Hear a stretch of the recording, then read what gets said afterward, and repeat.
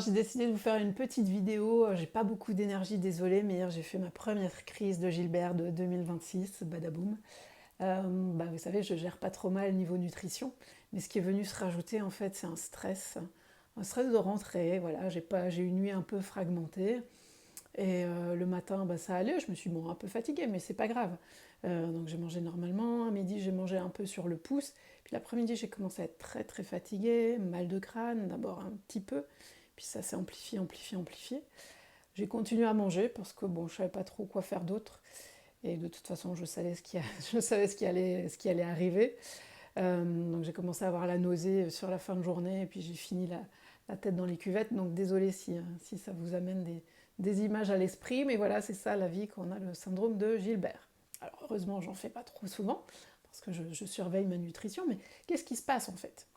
Ce qui se passe, c'est qu'on a le foie, et on peut comparer ça à un espèce de seau dans lequel il y aurait des trous. Donc on va venir remplir le seau, puis ça va s'écouler tout doucement par ces trous. Et là, après les fêtes, je pense que le seau, il était quasiment à ras-bord, et le stress, en fait, est venu faire déborder tout ça, au propre comme au figuré. Donc ce qu'on oublie souvent, on a tendance à résumer le syndrome de Gilbert à voilà, trop de bilirubine dans le sang.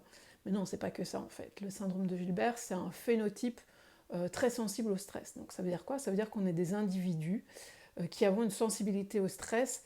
Les effets du stress vont être décuplés en fait. Donc ici, qu'est-ce qui s'est passé? Je suis restée en système sympathique la nuit plutôt que de passer en système parasympathique. Et donc mon corps était en vigilance.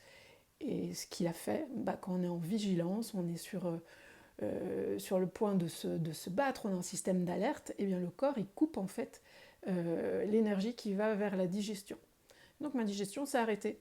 Le matin j'ai mangé normalement, et puis le soir j'ai vu toute ma nourriture repasser dans l'autre sens. Voilà, vraiment encore désolée pour les images, mais il faut savoir que c'est le quotidien, non heureusement pas le quotidien, mais c'est quelque chose qui arrive quand on a le syndrome de Gilbert. Donc avec la nutrition, on arrive à vider ce seau en voilà, la nutrition et quelques compléments, et puis plus on apprend euh, la façon dont notre corps fonctionne, mieux on sait le gérer en fait. Donc c'est ce que j'aimerais apporter avec ces vidéos, c'est vous apprendre à gérer votre syndrome de Gilbert au mieux. Mais voilà, il faut savoir que le stress est vraiment quelque chose un facteur déclenchant potentiellement d'une crise si on n'a pas tous les autres euh, marqueurs, on va dire, à zéro. Ce qui n'était pas le cas après les fêtes de fin d'année. Et en fait, moi, c'était la même chose quand j'étais petite. Donc plusieurs fois, j'ai raté des sorties scolaires parce que j'étais excitée. On allait faire un truc super sympa. Et on appelait le médecin parce que Karine avait une indigestion et qu'elle avait rendu tout son repas, et on se demandait ce qui se passait.